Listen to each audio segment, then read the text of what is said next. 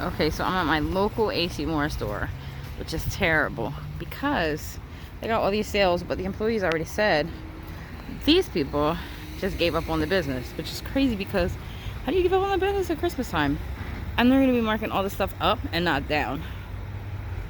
So the employees have to be here like 8 o'clock in the morning so they can do all the markdowns, which is crazy because these people didn't want to do what they had to do.